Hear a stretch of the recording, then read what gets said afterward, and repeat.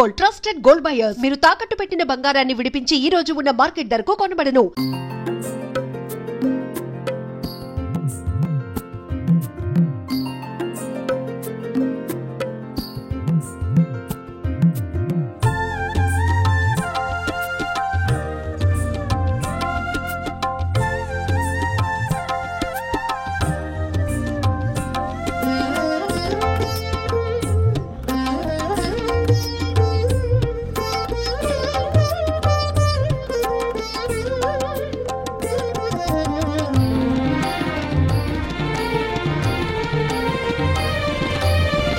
कृष्णवेणी तटावासा तृष्णाहृदुष्टमानसा कृष्णवेणी तटावासा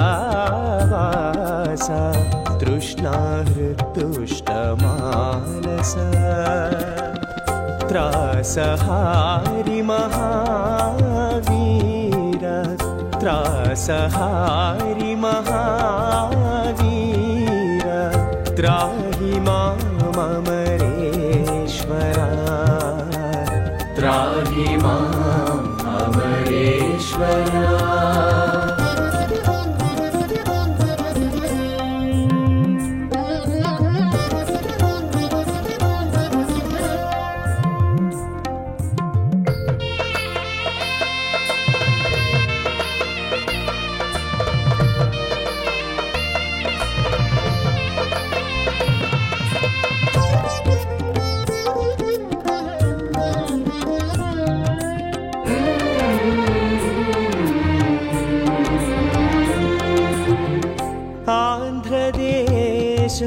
कृतावास चान्तरस्थ महारस त्राहि मामरेश्वरा.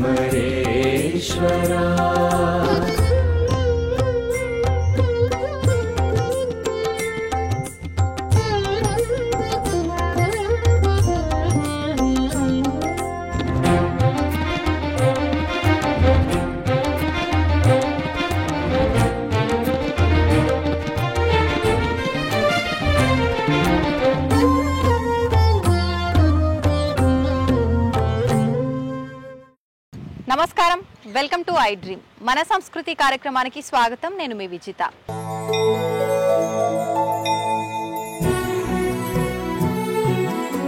అయితే ప్రస్తుతం నేను శ్రీ పార్వతీ జడల రామలింగేశ్వర స్వామి ఆలయం దగ్గర ఉన్నాను. ఈ ఆలయము నల్గొండ జిల్లా నార్కట్పల్లి మండలం చెరువుగట్టు అనే గ్రామంలో స్వామివారు కొలువు తీరి ఉన్నారు. ఈ ఆలయం ఇక్కడ ఉంది. అయితే ఈ ఆలయం విశిష్టత గురించి, ఆలయ చరిత్ర గురించి, ఈ ఆలయంలో కొలువు తీరి ఉన్న శివుడి యొక్క మహిమాన్వితమైన మహిమల గురించి ఇక్కడ ఆలయంలో ప్రధాన అర్చకులతో మాట్లాడి తెలుసుకునే ప్రయత్నం చేద్దాము. ముందుగా మనం ఈ ఆలయంలో ఎంటర్ అవ్వగానే మనకు రెండు మార్గాలు కనిపిస్తూ ఉంటాయి. ఒక మార్గం ఇప్పుడు నేను ఎక్కడైతే నించొని ఉన్నానో ఈ మార్గం మెట్ల మార్గం. ముందు నుంచి ఆలయ పురాతనం నుంచి ఉన్న ఆలయం ఎప్పటి నుంచి ఉందో అప్పటి నుంచి కూడా ఈ మార్గం ఒకటే ఉండేది. తర్వాత భక్తుల సౌకర్యం కొరకు మళ్ళీ వాహన మార్గం ఇంకొక మార్గాన్ని కూడా ఏర్పాటు చేయడం జరిగింది. అయితే ఇప్పుడు నేను మెట్ల మార్గం ద్వారా పైకి వెళ్తున్నాను. మీరు కూడా నాతో పాటు రండి, స్వామివారిని దర్శించుకోండి.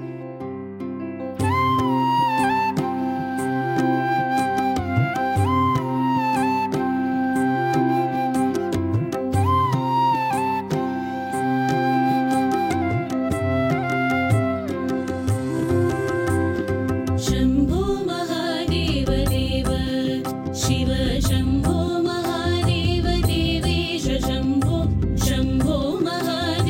देव शिव शम्भो महादेव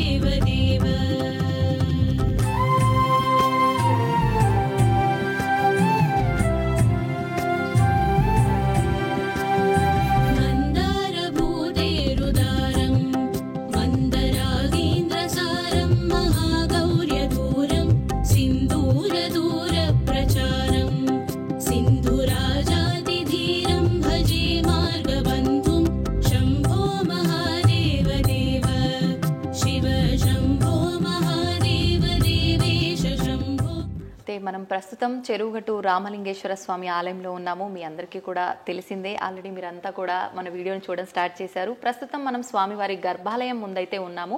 అయితే స్వామివారి ఆలయ విశిష్టత గురించి కానీ స్వామివారి మహిమాన్వితమైన మహిమల గురించి కానీ తెలుసుకోవాలి అని అంటే దానికి సంబంధించి తెలిసిన ఒక గొప్ప వ్యక్తి మనతో పాటు ఉంటే కనుక ఆ విషయాలన్నీ కూడా మనందరము చక్కగా తెలుసుకునే అవకాశం ఉంటుంది.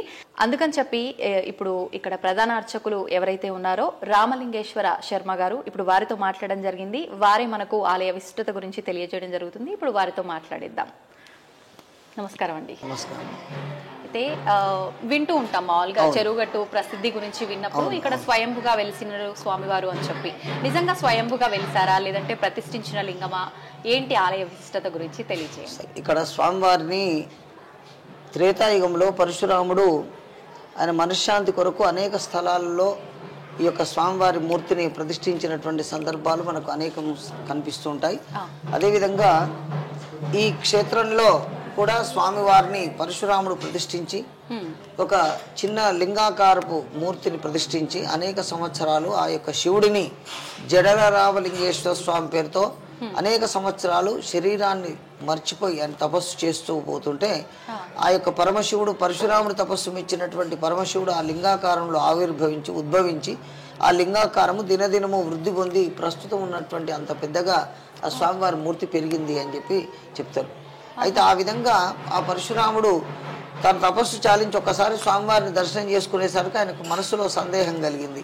నేను ప్రతిష్టాపన చేసినటువంటి మూర్తి లింగాకారం చిన్నది కదా, మరి ఇది ఎలా అయింది, ఎలా జరిగింది దీని విషయము అని చెప్పేసి నేను దీన్ని తొలగిస్తాను అని చెప్పేసి ఆయన పరశువు అంటే గండ్రగొడ్డలి, ఆ గండ్రగొడ్డలతో ఆ యొక్క శివుడి యొక్క లింగాకారం పైన ఒక కాటు పెట్టేసరికి కనిపిస్తుంది, ఇటుకల పక్క కనిపిస్తుంది. ఆ లింగాకారం శిరస్సు మీద ఇలా కాటు ఉంటుందండి, చూడండి కనిపిస్తుంది, అది అటు ఇటు ఉంటుంది మొత్తం. అయితే ఆ విధంగా పరశురాముడు శిరస్సు మీద ఆ పరశువుతో కొట్టేసరికి ఆ శివుడు ప్రత్యక్షమై, పరశురామ ఈ గుహాలయంలో నన్ను ప్రతిష్ఠించి అనేక సంవత్సరములు నా మీద భక్తి శ్రద్ధల చేత తపస్సు చేసినటువంటి నీ పుణ్య విశేషం వల్ల ఈ స్థలంలో నేనే ఆవిర్భవించాను, అందువల్లనే ఈ లింగాకారం వృద్ధి పొందింది, ఇందులో ఉన్నది నేనే అని చెప్పేసి ఆ యొక్క పరమశివుడు పరశురాముడికి చెప్పినట్టుగా ఇక్కడ స్వామివారి స్థల పురాణం. అయితే అంతే అది అందుకు నిదర్శనంగా మనకు ఆ యొక్క స్వామివారి శిరస్సు పై భాగంలో ఒక కాటు కనిపిస్తుంది. ఇకపోతే జడల రామలింగ స్వామి అంటే శివుడికి జడల ఆకృతిని పోలి శిరస్సులో ఉంటుంది. శిరస్సు భాగంలో జడల ఆకృతిని పోలి ఉంటుంది. లింగాకారానికి కూడా వెనక భాగంలో జడల ఆకృతిని పోలి శివలింగం ఉంటుంది. అందువలన జడల రామలింగ స్వామి అనే పేరు సార్థకమైనట్టుగా, అంటే మా పూర్వీకుల నుండి చెప్తున్నటువంటి పేరు కూడా సార్థకమైనట్టుగా మేము దాన్ని మనం అనుకోవచ్చు. అంటే ఎవరైనా సొంతంగా వాళ్ళు అలా దాన్ని చూసి వాళ్ళ భావనతో పెట్టిన పేరా, భగవంతుడు ఎవరికైనా వచ్చి చెప్పడం అది పరశురాముడి కాడి నుంచే అలా వస్తున్నది అని చెప్పేసి మనకు చెప్తుంది. అంటే నేను ఈ విధంగా చెప్పడానికి కారణం గత ఒక 1000 సంవత్సరాల పైన మా వంశీకులే ఈ స్వామివారి సేవలు మా తాతలు 5 తరాలు పైబడి ఇక్కడ స్వామివారి సేవ చేస్తున్నట్టు, స్వామివారి పూజలు అర్చనలు చేస్తున్నారు. ఇక ఈ దేవాలయానికి స్వామివారి యొక్క నివేదనకు ఈనాం భూములు కానీ, వంశపారంపర్య హక్కులు కానీ, సనాతన ధర్మం ప్రకారంగా ఇవన్నీ కూడా మాకు సంక్రమిస్తూ వచ్చినాయి. ప్రస్తుతం ఇది మేము వేతనాల్లో మారి ఉన్నాం. అయినప్పటికీ కూడా వంశపారంపర్య అర్చకులు 5-6వ తరం మాది. ఈ విధంగా మేము స్వామివారి సేవ చేసుకుంటూ వస్తున్నాం. ఈ విధంగా మరి అంతేకాకుండా శివుడికి పంచముఖాలు ఉంటాయి అని మనకు పెద్దలు చెప్తున్నారు. అయితే ఆ పంచముఖాలలో సద్యోజాత, వామదేవ, అఘోర, ఈశాన, తత్పురుష అనేటటువంటి పంచముఖాలను ద్వారా మనం ఆ పరమశివుడిని వేడుకోవడానికి అవకాశం ఉన్నది. అందులో పశ్చిమాభిముఖంగా ఉండేటటువంటి పరమశివుడిలో అఘోర స్వరూపంలో ఉండేటటువంటి శివుడి యొక్క శక్తి, శివుడి యొక్క తేజస్సు ఉంటది అని చెప్పేసి మనకు పెద్దల ద్వారా తెలుస్తున్నటువంటి విషయం. దానికి నిదర్శనంగా మనం ఇప్పుడేమనుకోవచ్చు అంటే, ప్రతి అమావాస్యకు ఇక్కడికి ఈ క్షేత్రానికి 1,00,000 మంది వచ్చి స్వామివారి దర్శనం చేసుకొని పోతున్నారు. 1,00,000 మంది దర్శనం చేసుకున్నంత మాత్రంలోనే వాళ్ళకు ఉండబడినటువంటి బాధలు కానీ, వాళ్ళకు ఉండబడిన కష్టాలు కానీ ఇవన్నీ ఆ పరమేశ్వరుడు రామలింగేశ్వర స్వామి తీర్చడం వల్లనే ఆయనే మా ఇలవేల్పు అనుకొని వాళ్ళు జీవనాన్ని సాగిస్తూ సంతోషంగా వాళ్ళు, వాళ్ళ పిల్లలు, వాళ్ళ తరం ఆ విధంగా భక్తులు వృద్ధి పొందుతూ ఉన్నది. ఈ విధంగా స్వామివారి చరిత్ర. అయితే ఆ విధంగా ఇంతే కాకుండా ఈయన ప్రధాన దైవం జడల రామలింగ స్వామి. ఇంతే కాకుండా ఈ ఆలయం పైన చండీశ వృష భైరవశ్చ హనుమత్ పత్ని ద్వయస్కందయో పాదాబ్జ శివజామదగ్నిచ లసత్ గోగర్భమర్షిర్గుహాం మల్లీశ భ్రమరాంబ వెంకటపతి పద్మాక్షి పత్నీయుతౌ శ్రీ వీరేశ త్రియుష్మ వల్లభయుతం శ్రీరామలింగం భజే. త్రియుష్మములు అంటే 3 గుండ్లు అని. మనం బయటికి వెళ్ళిన తర్వాత 3 గుండ్లు వరుసగా ఉంటాయి. అందులో 2వ గుండ్ల మధ్య నుండి మనం ఇరుకైన ద్వారం నుండి, మోక్ష ద్వారం అంటారు దాన్ని, దాని నుండి పైకి ఎక్కి స్వామివారిని పైన దర్శనం చేసుకొని రావడం ఇక్కడ ఎక్కువ మంది విశేషంగా భావిస్తారు. నిజంగా స్వామివారు 3 గుండాల పైన ఫస్ట్ వెలిసారని చెప్పి అంటుంటారు. అది కాదు, ఇక్కడనే ప్రధానమైనటువంటి చరిత్ర ఇక్కడనే. అయితే దర్శనీయ స్థలాలు ఏ స్వామికైనా ఉపాలయాలుగా ఇవన్నీ ఉన్నాయి. ఆంజనేయ స్వామి ఉన్నాడు, కుమారస్వామి ఎల్లమ్మ రూపంలో కుమారస్వామి ఉన్నాడు. అదేవిధంగా మెట్ల ద్వారా మనం పైకి వస్తే కాలభైరవుడు అక్కడ స్వామివారు ఉన్నారు.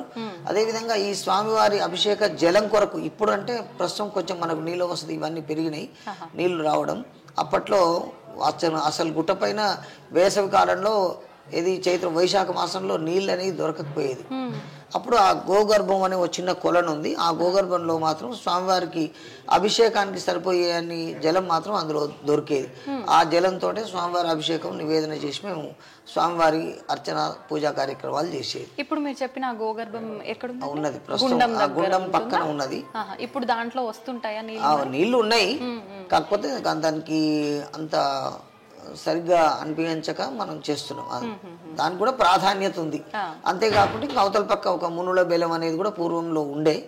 మునుల బేలము అంటే అందులో మునులు వాళ్ళు తపస్సు చేసి ఆ శివుడి గురించి తపస్సు చేసుకుంటూ శరీరాలను మొత్తం అందులోనే త్యాగం చేసిండ్రని ఆ ఎముకలు అవన్నీ కూడా ఉండేది ఒక కాలంలో. 50 సంవత్సరాల క్రితం నేను చెప్పే విషయం. అంటే నాకు 57 ఏళ్ళు ఉన్నాయి కాబట్టి 50 ఏళ్ళ క్రితం నుంచి మా పెద్దవాళ్ళు చెప్తుంటే నేను కూడా కొన్ని చూడడం జరిగింది. ఆ విధమైనటువంటి నిదర్శనాలు. గుట్ట పైన మాత్రం అమ్మవారు లేదు, కింద అమ్మవారి దేవాలయం ఉంది. ఎందుకని అమ్మవారు కింద? ఆ మొదటి నుండి అట్లాగే ఉన్నది. ఇక్కడ గుట్ట మీద స్వామివారికి రథసప్తమికి స్వామివారి విశేష కళ్యాణం జరుగుతుంది. అయితే దానికంటే ముందు మకర సంక్రాంతి రోజు ఏదైతే ఉత్తరాయణ పుణ్యకాలం వస్తుందో ఆ సందర్భాన్ని పురస్కరించుకొని నివాళిల రోజు కింద అమ్మవారి అని చెప్పి అమ్మవారి మూర్తులు స్వామివారి మూర్తులు ఊరేగింపు జరుపుకొని గుట్టపైకి రావడం. ఆ తర్వాత రథసప్తమి వరకు ఈ క్షేత్రంలో అమ్మవారు ఇక్కడే ఉంటది అని చెప్పేసి దానికి ప్రాధాన్యత.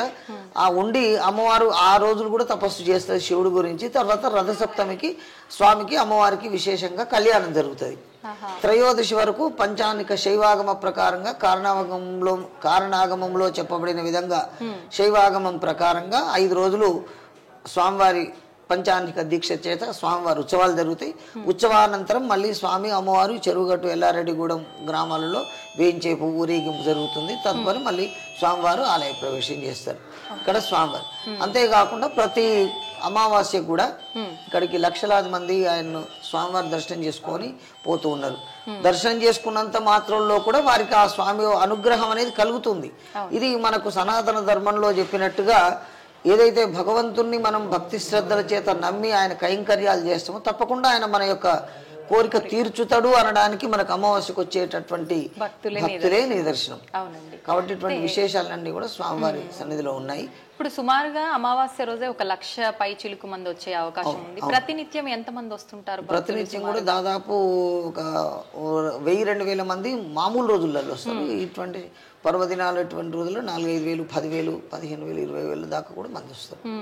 అయితే ముఖ్యంగా రథసప్తమి సమయంలో ఎక్కువ విశేషంగా స్వామివారి పూజలు జరుగుతాయన్నారు కదా. మరి కార్తీక మాసం అంటే కూడా స్వామివారికి ఎంతో కార్తీక మాసంలో కూడా పూజలు జరుగుతాయి. కార్తీక మాసంలో ఉదయం ప్రొద్దున్నే మాన్యాసపూర్వక ఏకాదశి రుద్రాభిషేకము, తర్వాత సహస్రనామార్చనలు, తర్వాత ఆర్జిత సేవలు అంటే భక్తుల కొరకు అభిషేకాలు పూజలు, ఇవన్నీ సాయంకాలము దీపాల కార్యక్రమము, కింద అమ్మవారి దేవాలయంలో ఆకాశ దీపం అని పైన ధ్వజస్తంభానికి ఉంటుంది, అది శిఖరం మీద దీపం, ఇవన్నీ కూడా కార్యక్రమాలన్నీ కూడా శాస్త్ర ప్రకారంగా మేము చేస్తున్నామని ఖచ్చితంగా చేస్తున్నాం. కాబట్టి ఆ భక్తులకు ఆ స్వామి దయ కలుగుతున్నది అని మేము విశ్వసిస్తున్నాం. అది వాస్తవం కూడా. ఎక్కువగా అంటే ఎటువంటి కోరికనైనా నెరవేరుతుందా? కొన్ని ఆలయాల్లో ప్రత్యేకించి సంతానం గురించి అని చెప్పి అలా చెప్తుంటారు కదా, మరి ఇక్కడ స్వామివారి విషయంలో అలా ఏమైనా ఉందా అండి? అయితే ప్రధానంగా మనకు మంత్రంలో వేదంలో ఉండబడినటువంటి నమ్మకంలో ప్రథమో దైవీయో భిషక్ అనేటటువంటి మొదటి వచనంలో ఈ సృష్టికి మొదటి వైద్యుడు పరమేశ్వరుడు అని మనకి ఇప్పుడు కాదు, నమ్మక చమకాలలో మేము పొద్దున్నే చదివే దాంట్లో ఉంటుంది. మరి దానికి నిదర్శనంగా ఇక్కడ నేను ప్రత్యక్షంగా గుట్టపైకి వచ్చి స్వామివారి అభిషేకం చేస్తుంటే ప్రత్యక్షంగా ఆరోగ్యాన్ని బాగుపడ్డ వాళ్ళు ప్రత్యక్షంగా నేను చూసిన, నా అనుభవంలో నేను చూసిన కాబట్టి ఇంత గట్టిగా చెప్పగలను. అదేవిధంగా సంతానం గురించి కూడా కేవలం ఒక 40 రోజు వాళ్ళ భర్త దగ్గర నేను 2వ పెళ్లి చేసుకుంటాను అనే సందర్భంలో చెరువుగట్టు రామలింగ స్వామి దగ్గరికి పోయి నేను ఒకసారి పూజ చేసి ఒక మండలం పూజ చేసి వస్తా అండి, ఆ తర్వాత దేవుడు దయ లేకపోతే చేసుకుందు అని చెప్పేసి వచ్చి ఖచ్చితంగా చేసినటువంటి వాళ్ళు నాకు తెలిసిన వాళ్ళు ఖచ్చితంగా ఉన్నారు. అంటే 41 రోజులు చేయాలి. 41 రోజు మండల దీక్ష చేసి కఠినంగా చేసిండ్రు వాళ్ళు, వాళ్ళకి తప్పకుండా సంతానం కలిగింది. అదే విధంగా దీక్షలు ఉంటాయి, ఎలా ఉంటాయి అవి అంటే ప్రొద్దున్నే లేచి 41 చుట్టూ స్వామివారి ఆలయం చుట్టూ ప్రదక్షిణ చేయడం, ఎవరితో మాట్లాడకుండా ఉండడం, వాళ్ళు నియమంగా ఆహారం తీసుకునేది కూడా ఈ నివేదన పెట్టినప్పుడు మాత్రం ఒకటేసారి ఆహారం తీసుకోవడం, కేవలం ఆ తీసుకునే ఆహారం కూడా ఒక పిడికెడు, వాళ్ళు ఈ 3 పిడికిళ్ళ బియ్యం వండుకొని అంత మటుకే తిని అంతే ఉండేది. అంత కఠోరంగా వాళ్ళు చేసిండ్రు. వాళ్ళకి ఆ స్వామివారి దయ అనుగ్రహం కలిగింది. వాళ్ళు సంతోషంగా ఇప్పటికి కూడా వాళ్ళ పిల్లలు మనవాళ్ళు వస్తుంటారు. ఆ విధంగా జరుగుతుంది. అనారోగ్యంతో బాగాలేనటువంటి వాళ్ళు కూడా, అంటే నేను ఎందుకు చెప్తున్నానంటే అనేక రకాలైనటువంటి హాస్పిటల్స్లో మనకున్న అప్పట్లో ఉన్న వాటిల్లో అన్ని ప్రయత్నాలు చేసి ఆ ప్రయత్నాలలో విసుగు చెంది ఇంకా మేమేం చేయలేము, ఇంకా ఇంతే, ఇక భగవంతుని సన్నిధానం చేరుకుంటాం అని ఆ విధంగా తీసుకొచ్చిన వాళ్ళు కూడా వాళ్ళు చక్కగా మళ్ళీ వెళ్ళిపోయారు, మళ్ళీ ఉద్యోగం కూడా చేసుకున్నారు. అటువంటి వాళ్ళు కూడా నాకు ప్రత్యక్షంగా తెలుసు.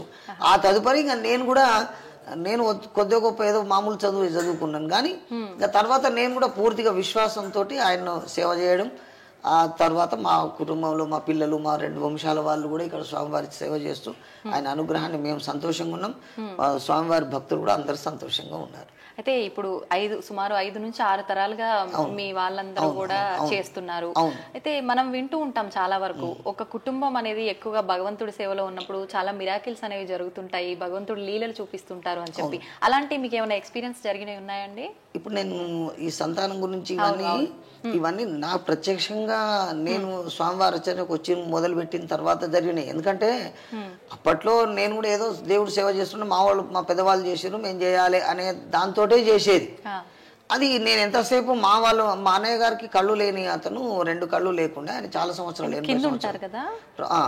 ఉండేది. ఇప్పుడు లేరు, చనిపోయారు. వారి విగ్రహం పెట్టినాం ఎల్లారెడ్డిగూడెం దారిలో. అనేక మంది భక్తులకు ఆయన అనుగ్రహం, ఆయన నమ్మే వాళ్ళు ఉన్నారు. ఆ విధంగా ఆయనతోటి ఆశీర్వాదం పొందిన వాళ్ళు, సంతోషంగా ఉన్న వాళ్ళు ఉన్నారు, ఆయన మీద నమ్మకం ఉన్న వాళ్ళు ఉన్నారు ఆ దేవుడి ద్వారా. కాబట్టి ఈ విధంగా ఉన్నాయి. అయితే అంటే వ్యక్తిగతంగా మీకు చాలా మంది చెప్తూ ఉంటారు కదా, ఆలయాల్లో భగవంతుడు ఆయనకు కావలసిన సేవలు కానీ మిగతావి పురోహితులతో చెప్పించుకొని చేయించుకుంటారు అని చెప్పి. అలా మీకు ఏమైనా స్వామివారు సెలవిచ్చినవి? అంటే కొన్ని కార్యక్రమాలు చేసినవి ఉంటాయి. అది ఏదో సందర్భంలో ఆ పరమేశ్వరుడు యొక్క అనుగ్రహమే కలిగి అది చేయాలనే ఊహ, అది ఏదో ఆయన మనకు చెప్పినట్టుగా ఆ స్ఫురణకు వస్తుంది. అది ఎవరో చెప్పినట్టు, ఎవరో అంటే ఇంకెవరు ఉంటారు, ఎవరో అంటే ఆయనే చెప్పినట్టు ఉంటది. అట్లా అంటే ఆయనకు ఒక రూపం అనేది. ఇప్పుడు మేమేమనుకుంటున్నాం, స్వామివారిని జడల రామలింగ స్వామి, మాకు ఎంతసేపు ఆ జడలున్న రామలింగ స్వామి గుర్తొస్తాడు. కాబట్టి ఆయనే చెప్పిండు అంతే. ఇంకా అట్లా ఆ విధంగా స్వామివారి అనుగ్రహం వల్ల ఈ లోకంలో ఉండే అనేక మంది ఆయన అనుగ్రహాన్ని పొంది మానవుడికి ఏదైతే కావాలనో ధర్మ అర్థ కామ మోక్షములు అనేటటువంటి 4 అనుగ్రహించడానికి ఆ పరమేశ్వరుడు చక్కగా సమస్త భక్తులను కూడా అనుగ్రహిస్తున్నారు. తద్వారా ఈ లోకంలో కొంత మంచి విశేషమైనటువంటి కార్యక్రమాలు జరుగుతున్నాయి. స్వస్తి. అయితే ఇప్పుడు స్వామివారు శివుడు అంటేనే అభిషేక ప్రియుడు. ప్రతినిత్యం అభిషేకము ఇలాంటి కార్యక్రమాలు జరుగుతుంటాయా? సోమవారం అలా లేదండి, ప్రతినిత్యం జరుగుతుంది. ఇప్పుడు భక్తులు అభిషేకాలు చేసుకోవాలంటే స్వయంగా చేసుకునే అవకాశం అవకాశం లేదండి. లేదు, గర్భగుడిలో. మా పూర్వీకుల నుండి అదే సాంప్రదాయం ఉంది, ఇప్పటికి కూడా అదే సాంప్రదాయం కొనసాగుతుంది. అంటే ప్రత్యేకించి ఈ ఆలయంకి అలా కొన్ని ఆలయాల్లో ఉంటాయి, కొన్ని ఆలయాలలో ఉండవు. ఆ ఉండని ఆలయాల్లో ఇది కూడా ఒకటి. అది అంటే కొన్ని వందల వేల సంవత్సరాలు సుమారుగా ఉన్న ఆలయం అని చెప్పవచ్చు. కృతయుగము, త్రేతాయుగం, ద్వాపరయుగం, కలియుగం. అప్పటి నుండి స్వామివారు ఏదో రూపంలో ఆయన భక్తులు రావడం, ఆయన అనుగ్రహించడం, ఆ విషయాన్ని చూసిన వాళ్ళు మా వాళ్ళు ఉన్నారు. కాబట్టి మేము ఇంత విషయాన్ని ఖచ్చితంగా చెప్పగలుగుతాం, దృఢంగా మీరు చెప్పగలుగుతారు, ఆ నమ్మకం ఉంది. అందుకనే స్వామివారి అయితే ఇప్పుడు కళ్ళు లేని వాళ్ళకి కళ్ళు వస్తాయి, వినబడని వాళ్ళ బదురులకు వినిపిస్తారంటే నేను ఒకటే అనుకుంటా, మా వంశంలో మా పెద్దవాళ్ళందరూ చేసిండ్రు, మా అన్నయ్య కూడా చేసిండు. ఆయనకు 2 కళ్ళు లేవు, ఆయన అదే నమ్ముకొని చేసిండు. ఆయనకు అపారమైనటువంటి సంస్కృత పరిజ్ఞానం మా అన్నయ్యకు ఉన్నది. మాది మంత్రశాస్త్రం ఓ శ్లోకం చదివినంటే దాని అర్థం చెప్పేవాడు. అంత పరిజ్ఞానం ఆ భగవంతుడే ఇచ్చిండు. మరి ఆయన ఎక్కడ పోయి నేర్చుకోలే. అందుకని ఇప్పుడు నేను ముందుగా శ్రీమద్ భార్గవరామ దేవాలయ చరిత్ర అంతా ఆ శ్లోకంలో వస్తుంది. శ్రీమద్ భార్గవరామ నిర్మిత మహాదివ్యాలయే సంస్థితం నిహారాచల కన్యకార్ధవపుషం బాలేందు రేఖాధరం బ్రహ్మేంద్రాచ్యుత సేవ్య పాదజలజం సద్భక్త కల్పద్రుమం సేవే సుందర ఇక్షుశైల నిలయం శ్రీరామలింగం భజే. ఇక్షుశైలం అంటే చెరుకు గట్టు అని, చెరుకు గట్టు అని. అయితే ముందుగా చెరుకు చెరువు ఈ ఊరు పక్కన పెద్ద చెప్పుకోదగిన చెరువులు లేవు. ఇక్ష్వాద్రి అంటే చెరుకు గట్టు అని. అది మా అన్నయ్య గారికి అనేక పండితులను వాళ్ళను సంప్రదిస్తూ వాళ్ళు చెప్పిన అన్నిటి కూడా ఒకదానికొకటి జోడిస్తూ ఉండేది. ఆ విధంగా ఆయనకు ఇక్ష్వాద్రి చెరుకు గట్టు అనేది ఇట్లా పడిపోయింది. వాడుక భాషలో అది కాస్త చెరువు గట్టు మారిపోయింది రాయడంలో స్పెల్లింగ్స్ చెరుకు గట్టు. ఓకే. అయితే మీరు ఇందాక 41 రోజుల దీక్ష అని చెప్పన్నారు కదా, అంటే మనం ఓన్లీ ఆ 41 రోజులు నిష్ఠగా ఉండి కొన్ని నియమాలు పాటిస్తూ ప్రదక్షిణలు చేస్తే సరిపోతుందా, లేదంటే ప్రత్యేకించి ఏదైనా దీపారాధనలు, అభిషేకాలు, ముడుపులు ఇలాంటివి ఏమైనా ఉంటాయండి? ముడుపులు తాత్కాలికంగా వచ్చేవాళ్ళు ముడుపులు కట్టిపోవడం కూడా తొట్టెలు కట్టితే సంతానం కొరకని, అనారోగ్యంతో బాధపడే వాళ్లకు ఇంకా రకరకాలుగా అని చెప్పేసి ఈ విధంగా జరుగుతుంది. వాళ్ళకు ఆ కోరికలు నెరవేరుతున్నాయి, వాళ్ళందరూ సంతోషంగా ఉన్నారు. అయితే ముఖ్యంగా 40 రోజులు వాళ్ళు ఉదయం 41 ప్రదక్షిణాలు గుడి చుట్టూ, సాయంకాలం 41 ప్రదక్షిణాలు గుడి చుట్టూ చేస్తూ ఖాళీ ఉన్న సమయంలో ఎవరితో మాట్లాడుకుంటే ఏదైనా తోస్తే కొంచెం చదువు వచ్చిన వాళ్ళు ఏదైనా ఈ పంచాక్షర మంత్రం రాయడమో చదవడమో, సాయంత్రం ఎవరైనా నలుగురు భజన చేస్తుంటే వాళ్ళు కూడా భజనలో పాల్గొనడం, అంతే. ఇంకా అంటే ఐహిక విషయాలు అంటే ఇంటికాడి విషయాలన్నీ మర్చిపోయి భగవంతుని మీద మనస్సు లగ్నం చేసి ఆ విధంగానే వాళ్ళు అయితే ప్రత్యక్షంగా వాళ్ళకి జరిగిన విషయం నేను ప్రత్యక్షంగా చూసిన, వాళ్ళు నాకు తెలుసు కూడా, వాళ్ళు వాళ్ళ మనవలు వాళ్ళ దాకా ఇప్పటి వరకు యాక్సిడెంట్ ఈ రోజు వరకు కూడా తెలుసు. కాబట్టి నేను అంత ఖచ్చితంగా మీరు వేడుకోండి, ఆ స్వామివారి అనుగ్రహం మీకు కలుగుతుంది అని చెప్తాను. అట్లా మీరు కూడా ఇప్పుడు అనుకోకుండా మీరు మనసులో ఏదో మిగిలిపడి ఉన్న కోరికను ఆయనకు నివేదన చేయండి, మళ్ళీ వచ్చే వరకు మీకు కూడా ఆ స్వామి అనుగ్రహం కలిగితే మరీ సంతోషం. ఆ విషయం నేను నా బదులు మీరే చెప్తారు, మేమే చెప్తాం. అవును, ఆ విధంగా వచ్చిన వాళ్ళే అనేక మంది. అవును అవును, నిజంగా చాలా అంటే మనకి ఈ చుట్టుపక్కల ప్రాంతాల వారే కాకుండా రకరకాల జిల్లాల నుంచి వచ్చే వాళ్ళు కూడా ఉంటారు, అంత మహిమ ఉంది స్వామివారి క్షేత్రంలో కాబట్టి నిజంగా భక్తుల తాకిడి కూడా అదే రకంగా. అయితే ఇప్పుడు మనం ఒక ఆలయం ప్రధానంగా తీసుకుంటే ఆలయంలోకి మనం ప్రారంభం అవ్వగానే మనం కాళ్ళు కడుక్కున్న దగ్గర నుంచి ఉప ఆలయాలు చాలా ఉంటాయి. ముందుగా అసలు ఈ ఆలయంలోకి ప్రవేశించగానే మనం ఎవరెవరిని ఒక ప్రణాళిక ప్రకారం దర్శించుకోవాలంటారు? ముందుగా ఇప్పుడు గతంలో ఇప్పుడు రోడ్డు మార్గం మనకు సౌకర్యం, రోడ్డు మార్గం వచ్చింది. ఇప్పుడు ముందు కాలభైరవ స్వామి అని చెప్పేసి క్షేత్రపాలకుడు అక్కడ ముందే ఉన్నది, కానీ ఇప్పుడు దారి మారింది. అందువల్ల మనం ఆయన దర్శనం చేసుకోవాలి. యాక్చువల్గా మొట్టమొదటి స్వామివారి కంటే ముందు అక్కడ దర్శనం చేసుకుని గుళ్ళకి రావడం అనేది జరుగుతుంది. తదుపరి ఆంజనేయ స్వామి, కుమారస్వామి, ఇప్పుడు ఆ కుమారస్వామి ఉండే కాడ ఎల్లమ్మ అని ఏదో రకరకాలుగా ఆ విధంగా జరుగుతుంది. స్వామివారి పాదాలు ఆలయం దగ్గర ఎల్లమ్మ అంటే సర్పాలు ఉండే ఈ దేవాలయం విస్తృతం చేసినప్పుడు అవి కూడా ఇక్కడే ఉండేది, అంటే చిన్నగా ఉండే గుడి. దీన్ని వైడింగ్ చేసినప్పుడు ఇది అక్కడ పెట్టడం సర్పాలు ఉన్నాయన్నట్టు. ఆ విధంగా ఆ రూపంలో కుమారస్వామి. పక్కన చూసుకుంటే మనకు ఇంకా శివలింగాలు కూడా అంటే వాయులింగంగానో ఆత్మలింగంగానో ఏవో లింగాలు ఉన్నాయి కదా, అవి లింగాకారం ఉన్నది. ఇక్కడ అన్నదాన లింగము అని చెప్పేసి దానికి ఆ పేరు ఎందుకు వచ్చిందంటే అప్పట్లో కూడా అనేక మంది భక్తులు వచ్చి వాళ్ళకి ఎంతో కొంత ద్రవ్యం, బియ్యము, కూరగాయలు తీసుకొచ్చి ఇక్కడ వచ్చే భక్తులకు అన్నం వండి ఇక్కడ ప్రత్యక్షంగా వాళ్ళు పెట్టడానికి అవకాశం లేదు కాబట్టి స్వామివారి దగ్గర వాళ్ళు వండింది మేము వండి పెడతాం కదా, కాబట్టి అక్కడ వాళ్ళు నివేదన చేసి భక్తులకు పంచేది. అందుకని అన్నదాన లింగం అని చెప్పి. ఇంకా ముందుకేమో ఒక పరశురామ లింగం అని చెప్పేసి ఒకటి ఉంది. పరశురాముడు కూడా ఇక్కడ ఆయన తను జాలిచ్చిన లింగాకార స్వరూపంలో అని చెప్పేసి ఆ ముందు ఉంటది. అది స్వామివారికి కళ్యాణం 5 రోజుల్లో 5 వాహనాలు ఉంటాయి. 5 వాహనాలలో 5 రోజులు సేవా కార్యక్రమం ఉంటుంది. ఇక విశేషంగా ఇంకా ఈ మధ్యలో అంటే 13లో కట్టినటువంటి ఆ శిలా స్తంభం ఉంది కదా, 16 స్తంభాలతో నిర్మితమైన కళ్యాణ మండపం, అది కూడా విశేషంగానే ఏర్పాటు చేయడం జరిగింది. ఇప్పుడు ఉన్న వాటి ఎక్కువ భగవంతుని విషయంలో గొప్పది అంటే ప్రస్తుతానికి అది. ఇప్పుడు కళ్యాణ సమయంలో కూడా చాలా మంది భక్తులు తలంబ్రాలు తీసుకొని వస్తూ ఉంటారు కదండి, ఎలా జరుగుతుంది?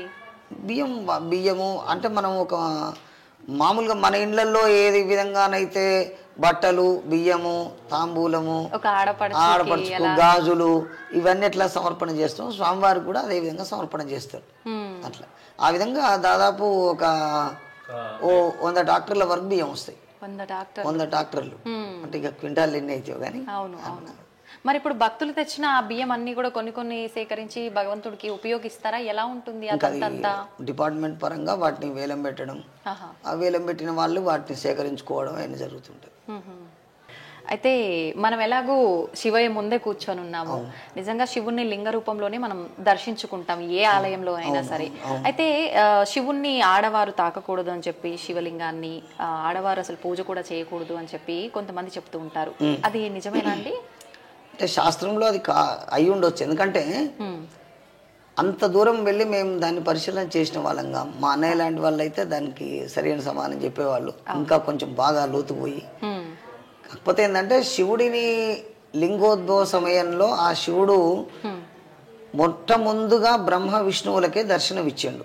ఒక అగ్ని రూపంలో, బింబం రూపంలో శివుడు బ్రహ్మ విష్ణువులకు దర్శనం ఇచ్చిండు. అయితే అభిషేక ప్రియ శివ అనే దానికి దాని సమన్వయం కనుక మనం చేసుకుంటే ఆ గొప్ప కాంతితోటి, వేడితోటి ఉద్భవించినటువంటి, మరి మరి అప్పటికి అదే ఆ కాంతి రూపంలో ఎందుకు పుట్టిండు అనడానికి కూడా మనం ఏమనుకోవచ్చు అంటే ఈ లోకమంతా హాలాహలం నిండి మొత్తం చీకట్లు గమ్మి పోయినటువంటి సందర్భంలో ఆ యొక్క బింబం ప్రకాశవంతమైనటువంటి తేజస్సుతో శివుడు ఉద్భవించిండు. మరి బ్రహ్మ విష్ణువులు ముందు ఆయనను ఊర్ధ్వభాగం బ్రహ్మదేవుడు, అదో భాగం విష్ణుమూర్తి దర్శనం చేసుకోవడం జరిగింది.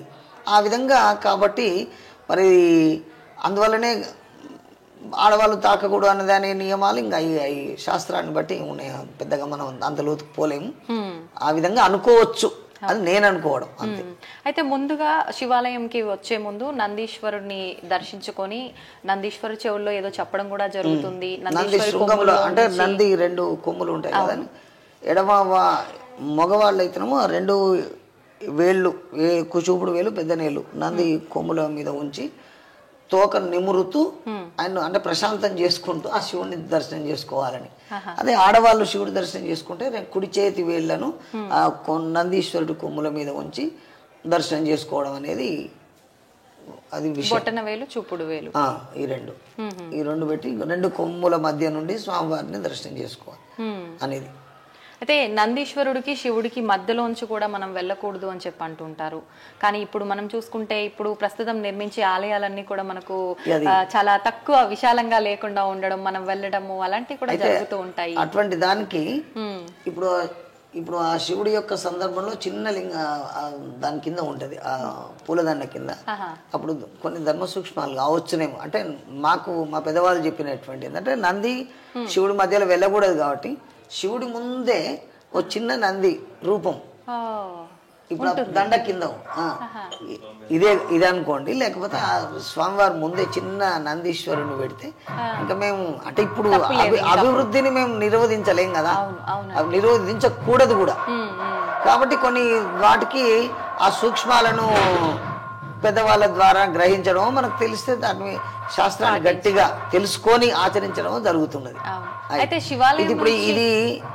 ఇప్పుడు నేను మీకు చెప్పిన సందేహం ఇప్పుడు మా పూర్వం నుండి వస్తే నేను మా పెద్దవాళ్ళని అడిగిన ఈ నందిని ఇక్కడనే ఎందుకు పెడతారు అని అడిగితే మా పెద్దవాళ్ళు చెప్పినటువంటి విషయం అంటే శివుడికి నంది మధ్యలో వెళ్ళకూడదు కాబట్టి ఆ శివుడికి మధ్యన ఓ నందిని ఉన్నది అని. అప్పుడు ఇంకా ఎలా నందీశ్వరుడు శివుడు ముందే ఉన్నాడు ఇక్కడ మనం వెళ్ళినా దోషం ఏమీ ఉండదు, దోషం తక్కువ ఉంటది అని భావించు. అంటే ఉంటుంది, తక్కువ ఉంటుంది అంతే, ఏదైనా అంతే కదండి. మనము పూర్వజన్మ కృతం పాపం అని చెప్పేసి మనం భగవంతుని వేడుకునేటప్పుడు పాపాలు చేసి వచ్చిన స్వామి నన్ను రక్షించు అనే దానికి ఏమీ అది అవకాశమే లేదు. తెలియక చేసిన దోషాలను మాత్రమే ఆయన రూపుమాపుతాడు తప్ప మనకు ప్రత్యక్షంగా నేను ఈ దోషం చేస్తున్నాను, ఇది దోషం అని నాకు తెలుసు, ఇంకా దాని నివృత్తి ఎక్కడిది? అది సరే ఇప్పుడు కాకపోతే ఇంకెప్పుడు అనుభవించాల్సిందే, అది మాత్రం ఎవరికైనా తప్పదు, నాకు మీకుతో సహా అందరికి తప్పదు అంతే. అయితే ఇప్పుడు శివాలయం నుంచి ప్రసాదం కూడా ఆలయానికి తీసుకువెళ్ళకూడదని, తీసుకువెళ్ళిన చండీశ్వరుడి అనుమతి తీసుకొని వెళ్ళాలని చెప్పి అంటుంటారు కదా, మరి ఇప్పుడు ప్రతి ఒక్కరు అలా చెప్పే తీసుకెళ్లాలా, లేదంటే మళ్ళీ అది దోషంగా మారే అవకాశం? దోషం ఏం లేదు. మామూలుగా ప్రసాదం అంటే కొంతమంది పూలు అది ఇస్తారు, అవి కళ్ళకు అద్దుకొని తీసుకుంటారు, దానికి అదేం లేదు. చండీశ్వరుడు ఉంటాడు మన స్వామివారి నీళ్ళు పోయే చోట ఉంటది అక్కడ, కాబట్టి ఇంకా అది దోషమని మనం పరిగణించొద్దు, ఏదో పువ్వో పత్రో తీసుకోగలుగుతాం అట్లా. ఓకే, మంచిదండి. నిజంగా ఆలయ విశిష్టత గురించి, స్వామివారి అనుగ్రహం గురించి, ఆయన మహిమాన్వితమైన మహిమల గురించి చాలా చక్కగా వివరించారండి. ధన్యవాదాలు. సంతోషం. సనాతన ధర్మంలో ఏదైతే భగవంతుణ్ణి మనం నమ్మాలనో ఇటువంటి దేవాలయాలే దానికి ప్రతీకలు.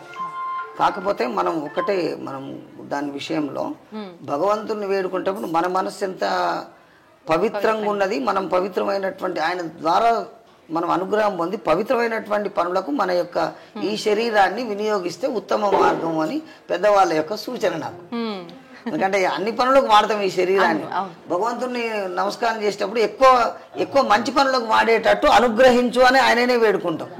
తెలిసి తెలియక చేస్తాం ఒకటి, కానీ తెలిసి చేయకుండా చూసే బాధ్యత కూడా పరమేశ్వరుని దేని దండం పెట్టుకొని చేయాల్సినటువంటి పరిస్థితి. కాబట్టి ఇది సనాతన ధర్మం చాలా విశేషమైంది. కాబట్టి ఆలయాలు ఈ విధంగా అనేక మందికి కూడా మార్గదర్శనం చేస్తున్నాయి. కాబట్టి పూర్వకాలంలో స్వామివారికి వచ్చిన ఆదాయం విద్యా వైద్యానికి వినియోగపడేది. అది మళ్ళీ భగవంతుని యొక్క ఆదాయం మళ్ళీ సమాజంలో అవి ప్రతిబింబించే, సమాజంలో పేదవాడికి అన్నం కానీ, అనారోగ్యంతో ఆరోగ్యంగా లేని వాడికి ఆరోగ్యం అందించడం కానీ, ఇవి కూడా మనకు పురాతనంగా చెప్పినటువంటి పద్ధతుల ద్వారా ఈ దేవాలయానికి వచ్చిన డబ్బును కూడా విద్యా విషయంలో, విద్యాలయాలు ఇప్పుడు ఉదాహరణకు మనం ప్రత్యక్షంగా వెంకటేశ్వర వేద విశ్వవిద్యాలయం ఉంది, అది ఇప్పుడు పెట్టింది కాదు కదండి. అప్పుడు ఎందుకు ఆలోచన చేశారు? వెంకటేశ్వర వైద్యశాలలు ఉన్నాయి, అవన్నీ స్వామివారి నివేదన డబ్బే కదా, స్వామివారి ఉండి డబ్బే కదా. విద్య వైద్యం అన్నదానం దేవుడికి వచ్చిన సొమ్ము ఈ విధంగా ఎక్కువ స్ప్రెడ్ అయితే అది ఎక్కువ మంది మనస్సులలో పాదుగొల్పి ఆ సమాజం అంతా కూడా భగవంతుని యొక్క అనుగ్రహంతో ఉంటది అని చెప్పి. గతంలో మనకు యాదగిరిగుట్టలో కూడా లక్ష్మీనరసింహ కాలేజీ ఉంది కదా. సరే అది ఇప్పుడు మొత్తం ఎవరు పోషిస్తున్నారు అనేది వేరే విషయం.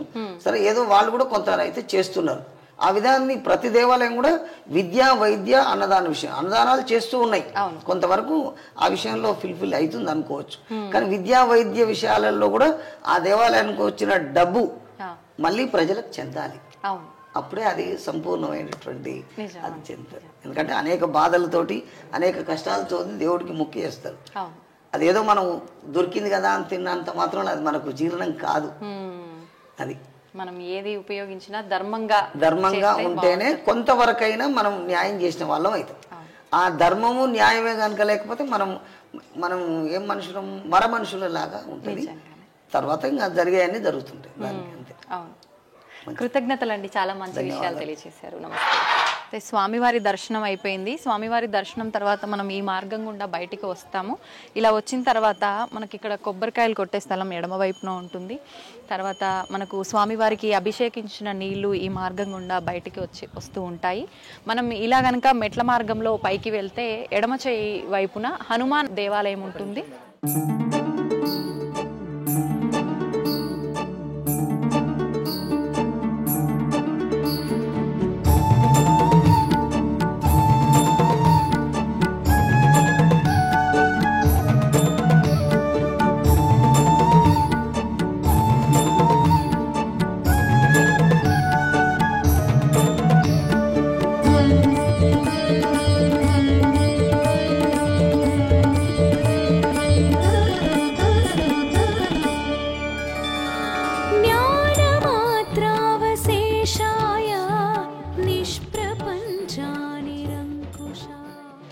మనం ఇక్కడ హనుమంతుల వారి దర్శనం చేసుకున్న తర్వాత ఇలా మనం బయటకు వస్తే కనుక మెట్ల మార్గం ఉంటుంది. ఈ మార్గం ద్వారా మనం కిందకు వస్తే ఇక్కడ పాలకూర్చ చెట్టు, వేప చెట్టు ఉంటుంది. ఇక్కడ సంతానం కాని వాళ్ళు కనుక తొట్టెలకు కట్టి వాళ్ళు సంకల్పం చెప్పుకొని కొన్ని రోజులు దీక్షగా కనుక చేస్తే ఖచ్చితంగా సంతానం అయ్యే అవకాశం ఉంటుందని చెప్తుంటారు. మనం ఇందాక పురోహితులతో మాట్లాడినప్పుడు కూడా ఆయన సంతానం సంబంధించి చాలా విశేషమైన ఫలితాలు కలిగాయని కూడా చెప్పారు.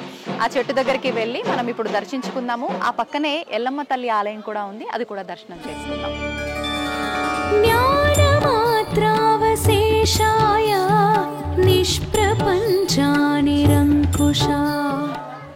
ఇది ఎల్లమ్మ తల్లి ఆలయం. ఇప్పుడు మనం అమ్మవారిని దర్శించుకుందాం. దుర్గాంబాం తాముపాస్మహే, దుర్గాంబాం తాముపాస్మహే. అమ్మవారి దర్శనం అయితే మనం చేసుకున్నాం, అమ్మవారిని దర్శించుకున్నాం. మరి అమ్మవారి విశిష్టత ఏంటో నేను తెలుసుకొని మీ అందరికి కూడా తెలియచేయాలి కదా. మీరు అమ్మవారి దర్శనం చేసుకోవాలంటే ఇక్కడ ఉన్న వాళ్ళతో మాట్లాడి అసలు అమ్మవారి విశిష్టత ఏంటి, ఇక్కడ చాలా మంది బోనాలు సమర్పిస్తుండడం మనం ఇందాక కూడా విజువల్స్ లో చూసాము. ఇక్కడ తొట్టెలు కూడా కడుతున్నారు. అసలు ఏంటి ఇదంతా కూడా వారితో మాట్లాడి తెలుసుకుందాము. అమ్మ నమస్తే. నమస్తే. మీ పేరు? రమాదేవి. ఓకే, అయితే మీరు ఎప్పటి నుంచి ఉంటున్నారు ఇక్కడ? 5 సంవత్సరాలు. 5 సంవత్సరాల నుంచి. అయితే చాలా మంది బోనాలు సమర్పించడం అయితే చూస్తున్నాము. ఇక్కడ కూడా చాలా మంది బోనాలు పెట్టి వెళ్ళున్నారు. అసలు ఎవరు ఎక్కువగా బోనాలు సమర్పిస్తుంటారు అమ్మవారికి? శివసత్తులు ఎక్కువ చేస్తారు, భక్తులతోటి వాళ్ళు చేయిస్తారు. తర్వాత నార్మల్ గా వచ్చే భక్తులు అమ్మవారి కోసం కోరిక కోరుకున్న వాళ్ళు కోరిక నెరవేరిందంటే అమ్మవారికి బోనం సమర్పిస్తారు, బియ్యం పోస్తారు, పొడి బియ్యం పోస్తారు, బట్టలు పెడతారు. ఎటువంటి కోరికలు ఎక్కువగా నెరవేరుతుంటాయి? ఎక్కువ సంతానం సంతానం గురించి నార్మల్ గా వేరే వేరే కోరికలు కూడా కోరుకుంటారు, దాటి వల్ల కూడా చేస్తుంటారు. నెరవేరింది అనుకో ఆ మొక్కు చెల్లుబాటు చేసుకుంటారు. అయితే ఇప్పుడు సంతానం కోసం ప్రత్యేకించి అమ్మవారికి బోనం సమర్పిస్తారు, మొక్కులు అని అన్నారు, ముడుపులు అన్నారు. ఆ ముడుపు కట్టే విధానం అదంతా కూడా ఎలా ఉంటుంది ఇక్కడ? ముడుపు జాకెట్ ముక్క పెడతారు, కొబ్బరికాయ, నవధాన్యాలు, 11 రూపాయలు, పసుపు కుంకుమ వేసి ముడుపు కట్టి అమ్మవారి ముంగల పెట్టి చుట్టూ ప్రదక్షిణలు తిరిగి అక్కడ కడతారు. ఎదురుగా ఇక్కడ అమ్మవారి ఎదురుగానే ఇక్కడ కడతారు. కొంతమంది అక్కడ చెట్టుకు కూడా కడుతున్నారు, చెట్టుకు కడతారు, అక్కడ కూడా అక్కడైనా కట్టిన తర్వాత ఎంత కాలంలో సుమారుగా సంతానం అయ్యే అవకాశం? రోజు మామూలు కోరికలు అయితే 41 రోజుల్లో అవుతాయి. ఇంకా సంతానం అయితే ఇక 2-3 నెలలు అట్లా టైం పడుతుంటది. కొంచెం అయిందనుకో ఆ కోరిక నెరవేరుస్తారు. కోరిక నెరవేరిన తర్వాత మళ్ళీ తొట్టెల తీసుకొచ్చి తొట్టెల అమ్మవారి ముంగల పెట్టి అమ్మవారికి సమర్పించిన తర్వాత మళ్ళీ కట్టేస్తారు. ఇవన్నీ ఇక్కడే దొరుకుతాయమ్మా? ఈ ముడుపు, ఈ తొట్టెల ఇవన్నీ పూజా స్టోర్ లో దొరుకుతుంటాయి. అయితే ఈ బోనం సమర్పిస్తున్నారు కదా, ఈ బోనంలో ప్రత్యేకించి ఒక్కొక్క ప్రాంతంలో ఒక్కొక్క రకంగా నివేదన చేస్తారు. లోపల మనం వండే విధానము ప్రత్యేకించి ఏం నివేదన చేస్తుంటారు? ఈ బోనం పాలు పోసి బియ్యం పోసి నైవేద్యం లెక్క వండుతారు. పైన గురిలో పెరుగు పోస్తారు, బెల్లం, సాగ, పైన దీపం. ఓకే. అయితే ఇప్పుడు బోనం ఎత్తుకోవటం అంటే ఎవరికి వాళ్ళు ఎత్తుకుంటాము మేము చేస్తాము అంటే వాళ్ళు చేయొచ్చు, లేదు అని అంటే శివసత్తులతో చేయించుకోవచ్చా? చేయించుకుంటారు. వాళ్ళు ఇక్కడే ఉంటారా? ఇక్కడే ఉంటారు, ఊర్లలో ఉంటారు. రమ్మంటే వస్తారు, పోతాంగా. ఒకవేళ ఆరోగ్యం బాగాలేకుంటే వాళ్ళ దగ్గరికి వెళ్తాం, రాండి మేము బోనం చేస్తామంటే అట్లా తీసుకొచ్చుకుంటారు. అయితే ఇప్పుడు ఊర్లలో గ్రామ దేవతలు కూడా బోనాలు సమర్పిస్తుంటారు కదమ్మా, అవి అట్లా ఏమన్నా మనం ఇంట్లో ఎవరికైనా బాగాలేకపోయినా అలాంటి మొక్కులు మొక్కినప్పుడు కూడా అక్కడ సమర్పించలేకపోతే ఇక్కడ వచ్చి సమర్పించొచ్చా? అక్కడే ఉంటాయా? ఇక్కడ మొక్కిన దానికి మాత్రమే ఇక్కడ సమర్పించుకోవాలి. ఓకే. అయితే ఇంకా వడి బియ్యము, చీరలు ఇలా అంటే రెగ్యులర్ గా ఎవరైనా చేసుకోవచ్చా? కోరికలు లేకపోయినా ఏవి ఇబ్బందులు లేని వాళ్ళు జరిగితే చేసుకుంటారు. కోరుకుంటేనే చేసుకోవాలని ఏం లేదు, నార్మల్ గా వాళ్ళకి ఇష్టమే కూడా చేసుకుంటారు. అయితే చాలా మంది అమ్మవారి దగ్గర నుంచి నిమ్మకాయ దండలని చెప్పి ఇంటికి తీసుకెళ్తూ ఉంటారు, అవి దగ్గర పెట్టుకోవాలని చెప్పి. ఎందుకని పెట్టుకోవాలి? రక్ష అమ్మవారిది. అమ్మవారు మనతో ఉన్నట్ట, మనతో పాటు ఉన్నట్టు రక్ష, అమ్మ రక్ష. ఓకే. నిజంగా చాలా మంచి విషయాలు తెలియజేశారమ్మా. నమస్తే. ఇది కాలభైరవ స్వామి ఆలయం. మనం మెట్ల మార్గం ద్వారా గనక పైకి వస్తే మనకు కుడి చేయి వైపున కాలభైరవ స్వామి ఆలయం ఉంటుంది. కానీ ప్రస్తుతం మెట్ల మార్గం ద్వారా వచ్చే వాళ్ళు చాలా తక్కువ మంది ఉంటారు, వాహనాల ద్వారా వచ్చే వాళ్ళే ఉంటారు. మనం ఎలా వచ్చినా కూడా ముందుగా కాళ్ళు కడుక్కున్న తర్వాత స్వామివారిని ముందుగా దర్శించుకున్న తర్వాతనే మిగతా ఆలయ దర్శనం అనేది చేసుకుంటే చాలా మంచి ఫలితం ఉంటుందని చెప్తూ ఉంటారు. అయితే ఆలయంలో కాలభైరవ స్వామి క్షేత్ర పాలకుడుగా ఉన్నారు. అయితే ఇప్పుడు మనం కూడా స్వామివారిని దర్శించుకుందాం. ఇంకెందుకు ఆలస్యం, పదండి. श्रीधान्यवाटिका क्षेत्ररञ्जन अनर्थभञ्जना. ఇది మెట్ల మార్గము. మనం కింద నుంచి మెట్ల మార్గం ద్వారా వస్తుంటాము. చాలా మంది ఇలా బొట్లు పెట్టడం అయితే చూస్తున్నాము. అసలు ఎందుకు ఇలా పెడుతున్నారో వాళ్ళతో అడిగి తెలుసుకుందాం. అమ్మ, మీరు బొట్లు పెట్టడం అయితే నేను ఇందాక నుంచి చూస్తున్నా మెట్లకి, ఎందుకని ఇలా బొట్లు పెడుతున్నారు? ముందు కోరిక కోరుకొని ఇలా పెడతామని దండం పెట్టుకున్నారు. మాకు అనుకున్న కోరిక తీరినాక పెడతాం పసుపు కుంకుమలతో. అలా ఏమైనా సంఖ్య బొట్లు, 3 బొట్లు అట్లా ఏమైనా బొట్లు కూడా లెక్క చూసుకోవాలా? ఏం లేదు, మంది మొక్కు తీరు. ఇట్లా మొక్కుకుంటే 4 పెడతారు, 5 పెడతారు, కొంతమంది 5 పెడతారు, కొంతమంది 11 పెడతారు, కొంతమంది 3 పెడతారు. అంటే ఎవరు మొక్కుకుంటే వాళ్ళే పెట్టాలా? మనకు సహాయం చేయడానికి ఎవరైనా ఉండొచ్చా? ఎవరైనా సాయం చేసుకో. ఇప్పుడు మొక్కుకున్నది మేము సాయం చేస్తున్నాం. తానెవరు? నా కూతురు. ఏం మొక్కుకున్నారు? నా కూతురు పుట్టాలని మొక్కుకున్నాం, సంతానం కోసం. పెడుతుంది. మొక్కుకున్నాక ఎంత కాలానికి మీకు సంతానం అయింది? ఏమంటే కడుపుతో ఉన్నప్పుడు కూతురు పుట్టాలని మొక్కుకున్నాం. ఓ, కూతురు కావాలని చెప్పి 2 కొడుకులు ఫస్ట్ కూతురు పుట్టాలని మొక్కుకున్నా, పుట్టింది. ఓకే. అలాగే 3 కొడుకులు పుట్టారు కాబట్టి నాకు కూడా 3 పుడతారు, కూతురు కావాలని మొక్కుకున్నాం. కానీ చాలా తక్కువ మంది ఉంటారు కదా అమ్మాయి కావాలని ఇలా కోరిక నెరవేర్చుకునేటోళ్ళు. మీ పేరేంటి? భాగ్యలక్ష్మి. థ్యాంక్ యూ అండి, thank you very much. Thank you అమ్మా.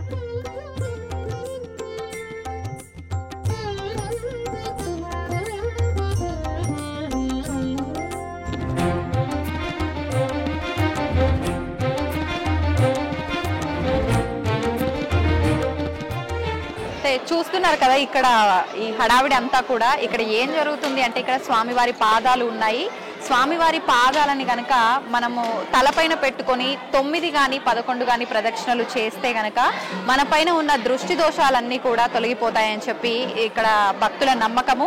అయితే చాలా మంది అమావాస్య రోజు ప్రత్యేకించి ఏదైనా నరదిష్టి లేదంటే నెగిటివ్ ఎనర్జీకి సంబంధించిన ఏదైనా దోషాలు ఉన్న వాళ్ళు ఇక్కడ పడుకొని కూడా స్వామివారి పాదాలన్నీ కూడా బాడీ పైన పెట్టుకొని అలా కొంత సమయం పాటు ఉండి వెళ్ళిపోయే వాళ్ళు ఉంటుంటారు. చాలా మంది పాదాలతో అక్కడ ఉన్న వాళ్ళతో అలా దిష్టి తీపించుకొని ఒక 3 దెబ్బలు కనుక అలా కొట్టించుకుంటే మన పైన ఉన్న దుష్ట శక్తులన్నీ కూడా పోతాయని చెప్పి, దృష్టి కూడా పోతుందని చెప్పి నమ్ముతూ ఉంటారు.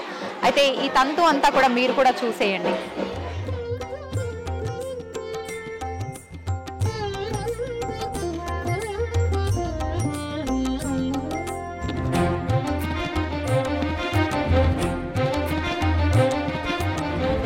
ఇది 3 గుండాలకు వెళ్ళే మార్గం అన్నమాట. పైన మనం చూస్తే కనుక పైన 3 గుండాల పైన కూడా స్వామివారు ఉన్నారు. అయితే ఇక్కడ నిజంగా స్వామివారి సత్యం అనేది ఇక్కడే తెలుస్తుందని చెప్పి భక్తులంతా కూడా చాలా వరకు నమ్ముతుంటారు. మనం ఒక మార్గం అయితే చూద్దాము ఇప్పుడు వెళ్ళే దారిలో. ఆ మార్గం చాలా సన్నగా చాలా ఇరుకుగా ఉండే మార్గం. ఆ మార్గంలోంచి కనుక మనం బయటికి వెళ్ళి స్వామివారిని దర్శించుకోవడానికి కనుక వెళ్తే మనం తెలిసి తెలియక నిత్య జీవితంలో ఎన్నో రకాల తప్పులు ఒప్పులు పాప పుణ్యాలు చేస్తూ ఉంటాము. అవన్నీ కూడా స్వామివారు నన్ను క్షమించేశారు ఈ మార్గం గుండా బయటికి రావడం ద్వారా అని చెప్పి ఇక్కడ భక్తుల యొక్క నమ్మకము. నిజంగా ఆ మార్గం ఎలా ఉంటుంది ఏంటి అవన్నీ కూడా ఇప్పుడు మనం వెళ్తూ మాట్లాడుకుందాం రండి. అయితే నేను ఇందాక మీ అందరికీ చెప్పిన 3 గుండాల పైకి వెళ్ళే స్వామివారిని దర్శించుకునే మార్గం అయితే ఇది ఒక మార్గం. మనకు పక్కన ఇంకొక మార్గం కూడా ఉంటుంది. ఈ మార్గం ద్వారా మనకు ఇప్పుడు ఏదైతే స్టెప్స్ కనిపిస్తున్నాయో ఆ స్టెప్స్ మార్గం ఇంతకుముందు ఆ మెట్లు అనేది లేదు. మనం డైరెక్ట్గా అలా బండల మధ్యలోంచి అలా వెళ్ళే విధానమే ఉండేది. అయితే ఇక్కడ మనం కొంత దూరం వెళ్ళిన తర్వాత కూడా మనకు అక్కడ మనం ఆ సందులోంచి అలా వెళ్ళగలుగుతాము, పర్వాలేదు ఆ శివయ్య చూసుకుంటాడు అని నమ్మకం ఉన్న వాళ్ళు దాంట్లోంచి వెళ్తుంటారు. అమ్మో లేదు మేము అందులోంచి వెళ్ళలేమేమో అన్న భయం ఉన్న వాళ్ళు కొంచెం పక్కన వేరే దారి గుండా వెళ్ళి దర్శనం చేసుకునే వాళ్ళు ఉంటారు. మనం ఇప్పుడు వెళ్తూ మాట్లాడుకుందాం.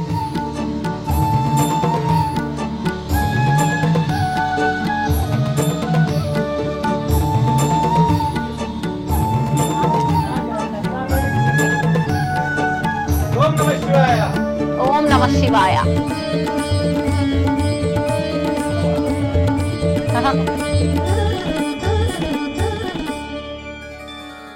ఈ మార్గం అయితే చాలా చూడటానికి ఇబ్బందికరంగా ఉంది. మరి ఎక్కుతుంటే పరిస్థితి ఎలా ఉంటుందో కానీ చాలా జాగ్రత్తగా ఎక్కాల్సి ఉంటుంది.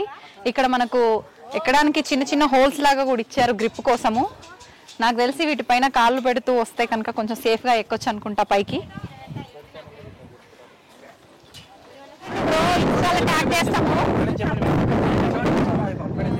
తను వెళ్తున్నాడు చూడండి ఎంత సులువుగా వెళ్ళిపోతాడు. నా శివయ్య నన్ను ఎలా అయినా కూడా బయటికి తీసుకెళ్తాడనే నమ్మకంతో వెళ్ళిపోతున్నాడు.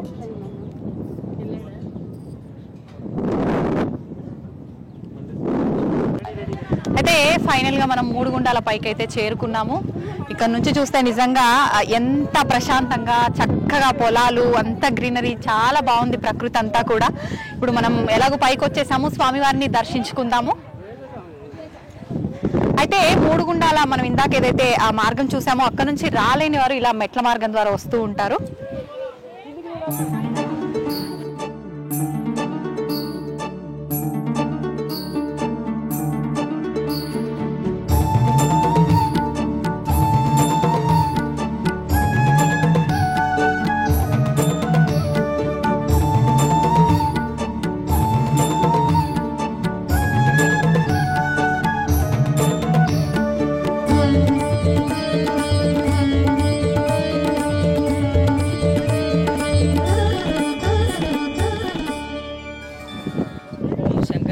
చెక్కులు చేరు మబ్బులు మాయల మధ్యన గాలి తెలిపోవాలి పిల్లలు చల్ల పాడి పంట చల్లదా రానే కాపాడు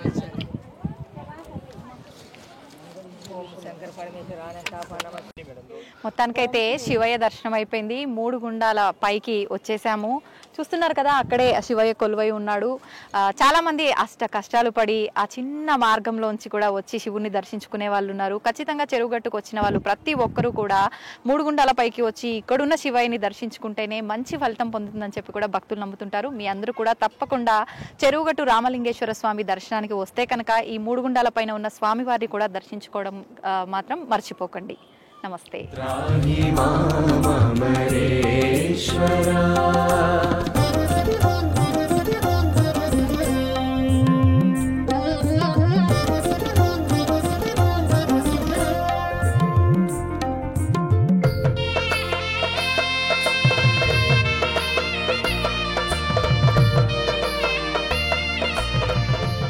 మనం కొండపైన స్వామివారిని దర్శించుకున్నాము. ఆలయం అంతా కూడా తిరిగి చూసాము. స్వామివారి మహిమల గురించి కూడా మాట్లాడుకున్నాము. అన్ని వివరంగా తెలుసుకున్నాము.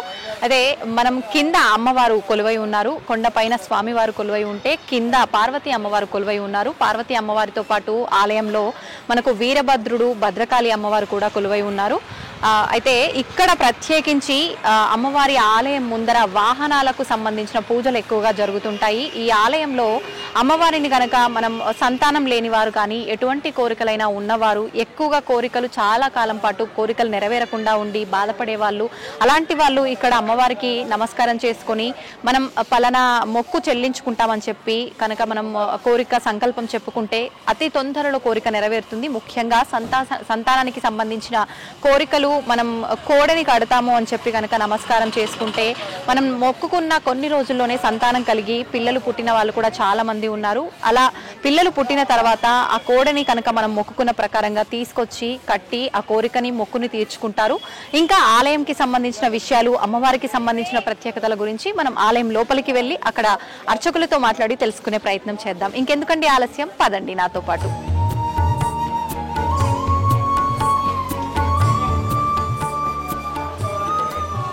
ప్రస్తుతం మామిళ్ళపల్లి రాంబాబు శర్మ గారు మనతో పాటు ఉన్నారు. అమ్మవారి ఆలయంలో పురోహితులు. వారితో మాట్లాడి అమ్మవారి ఆలయం యొక్క విశిష్టత గురించి, ఇక్కడ నిజంగా భక్తులు ఎటువంటి కోరికలతో వస్తుంటారు, ఎటువంటి కోరికలు నెరవేరుతుంటాయో అడిగి తెలుసుకుందాం. నమస్కారం అండి. రాంబాబు గారు, మనం చూస్తూ ఉంటాం ఏ క్షేత్రానికి వెళ్ళినా కూడా అమ్మవారు, అయ్యవారు అందరూ పక్క పక్కనే ఉంటారు. కానీ ఇక్కడ చూస్తే కనుక గుట్టపైన స్వామివారు ఉంటారు, కింద అమ్మవారు కొలువై ఉన్నారు. ఎందుకనండి, కారణం ఏదైనా ఉందా? పూర్వము త్రేతాయుగంలో పరశురాముడు ప్రతిష్ఠాపించిన స్వామి ఆలయంలో పైన స్వామివారి యొక్క వారిని స్వామి యొక్క ప్రతిష్టాపన జరిగింది. అది ఒక గ్రామంలో కూడా దేవాలయం అని చెప్పేసి మన యొక్క అందరి యొక్క సహకారంతో కింద అమ్మవారి దేవాలయము, స్వామివారు మరి యొక్క వీరభద్ర భద్రకాళి కూడా ఆలయాన్ని కింద ఒక 400 సంవత్సరాల క్రితం ప్రతిష్టాపన చేయడం జరిగింది. అయితే ఇక్కడ మనం చూస్తుంటే కనుక కోడలు కనిపిస్తున్నాయి. ఏంటండి ఇదేందుకని? ఇక్కడ అన్ని దేవాలయాల్లో అమ్మవారి దేవాలయంలో వడిబియ్యం పోసుకుంటూ అమ్మవారికి కుంకుమార్చనలు ఎక్కువ చేసి పూజలు జరుగుతారు. కానీ చెరుగట్టు క్షేత్రం అందు స్వామివారికి పైన అభిషేకాలు, అర్చనలు ఏమేమి జరుగుతాయి. కింద అమ్మవారికి సంతానం లేని వాళ్ళు ఎక్కువగా ఈ యొక్క కోడలను కట్టి మొక్కుకొని మా ఇంటి దగ్గర చిన్న చిన్న లేగదూడల్ని సాది చాలా పెద్దగా అయిన తర్వాత తీసుకొచ్చి అమ్మవారికి ఇక్కడ సమర్పణ చేస్తారు. ఇక్కడ అక్కడ దూరం తెలియని వాళ్ళు కూడా ఇక్కడ కోడలు దొరుకుతాయి. ఇక్కడనే వాళ్ళకి కట్టేసి ఒక మోడల్ని వాళ్ళ యొక్క కోరికలు తీర్చుకుంటారు అన్నమాట. ఇక్కడ కోడలను కట్టేసి ఆ యొక్క అమ్మవారికి కోడలను కట్టేసి సంతానమైన పిల్లల్ని కలిగినందుకు ఆ సంతోషంతో కోడలను కట్టేసి తర్వాత అమ్మవారికి ఒడిబియ్యం పోసి ఆ యొక్క చల్లని తల్లి అమ్మవారిని చల్లగా చూడమని ఆ యొక్క భక్తులు ఇక్కడ కోరుకుంటారు ఎక్కువ. ఇక్కడ అంటే ముందుగా సంతానం ఎక్కువగా ఆలస్యమైన వారు మొక్కుకున్న తర్వాత కోరిక నెరవేరిన తర్వాత కోడని కట్టడం ముందు కోరిక కోరుకుంటారు. ఆ కోరిక తీరిన తర్వాత వచ్చేసి కోడని కట్టేసి వెళ్తుంటారు. ఎక్కువ ఓన్లీ ఒక సంతానం కోసమేనా అండి, ఇంకా వేరే కోరికల గురించి? ఎక్కువ శాతం పిల్లల సంతానంకి మాకు కోడ కావాలంటే ఈ యొక్క మన భాష కోడ అంటే ఎవరు, అబ్బాయి. ఆ కోరిక కావాలని చెప్పి ఎక్కువ కోడలను కడతారు ఇక్కడ. అంటే ఇలా మొక్కుకుంటే ఖచ్చితంగా 99% 100% కోరిక ఖచ్చితంగా పిల్లలు పుడతారు ఇక్కడ. అందుకు సాక్ష్యమే ఇక్కడ కోడ పూజలు ఎక్కువ వస్తుంటాయి అనమాట. ఇక్కడ బాగా కడతారు. ఇక్కడ ఇంటి దగ్గర సాధి కూడా తీసుకొచ్చి ఇక్కడ కడతారు. దీంతో పాటు కొంతమంది లేని వాళ్ళు కొంతమంది గొర్రెపడేళ్ళు, మేక పిల్లలు కూడా కొట్టేసి అమ్మవారికి సమర్పించేసి వెళ్తుంటారు ఇక్కడ. అవి కూడా అవి కూడా సంతోషం అండి, చాలా చక్కగా వివరించారు. ధన్యవాదాలు.